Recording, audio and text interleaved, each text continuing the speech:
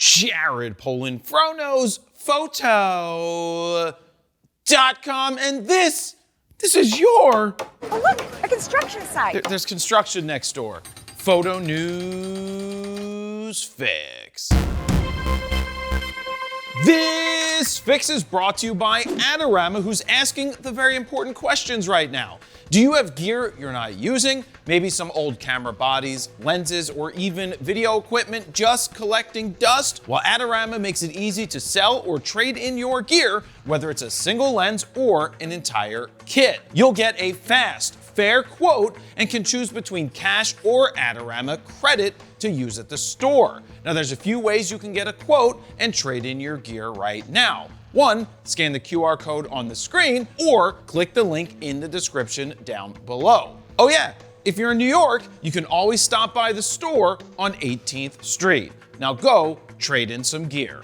First up, are we about to have another Red/Nikon situation on our hands? I'm not sure. This time around, it's been reported that the owners of Arri are considering selling parts, if not the entirety of its business. For those of you who don't know, Arri is a German cinema company that's been in business since 1917. They are synonymous with high-end cinema cameras, lenses, and lighting. When you think of high-quality filmmaking, Arri does come to mind. But according to the reports, they have been struggling and even sold off parts of their lighting business to, in my words, keep the lights on. We just keep on lighting the lights. Now the thing with Arri, their cameras are so damn expensive to buy, and in some cases, you can only rent certain models. So is the company ripe for someone like Sony or Canon to buy them? Ripe. Does Sony need Arri? Does Canon need Arri? Is the super high-end cinema market that important to a company's bottom line? Or have we reached the point where the line between a basic bitch camera can garner a final result that is indistinguishable from a camera that's 10 times or more expensive? What do you think will happen here? Let me know down below. Next up, Sony Alpha Rumors has claimed to leak not one, but two 200mm f2 lenses. They shared leaked images of a 200 f2 from Sigma, but also a 200 f2 from Venus Optics. Now first, let's talk about the Venus Optics one, because that is certainly an interesting design choice. Personally, if I was designing the Venus Optic lens, I would have gone with something that was a more steampunked with a more copper color myself, but I guess the gray, blue, silver is certainly unique. Now there wasn't much info about this lens other than it would come in at around 1.6 kilos or roughly 3.5 pounds. Now, if you're wondering what the attachment at the bottom of the lens is, it's more than likely a drop-in filter attachment. Now, the rumor also claims that the lens will be available for Sony E mount, Nikon Z mount, and even Canon EF mount, which is kind of strange. Now, is this their way around the RF mount blockade? Just use an EF to RF adapter? Well, I guess we'll have to wait and see if that does work out.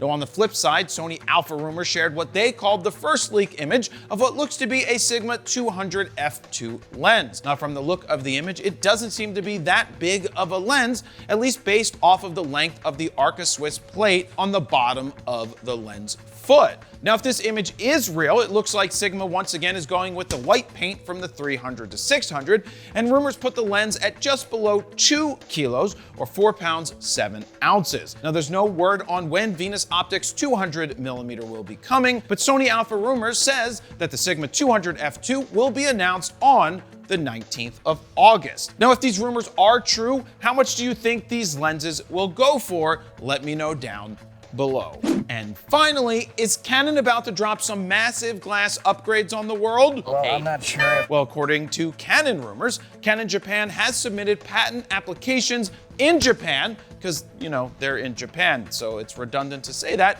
for a group of fast super telephoto prime lenses that reduce the size of the current EF and RF versions. The three lenses are the 300 2.8, a 400 2.8, and the 500 f4. Now, in my opinion, I think that only one of these lenses is actually going to end up being real. But you know I'm loco. Not that be real, Dan. That's insane in the membrane.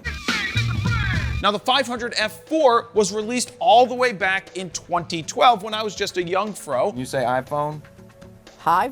and has not seen an update ever since, which leads me to believe a newer f4 version isn't on its way. In fact, I think Canon might focus more on pro zoom lenses that trade size for a slightly higher aperture as well as versatility. Now, the only way I could see Canon coming out with a 300 2.8 is if they somehow can make it even smaller than Sony's 300 2.8.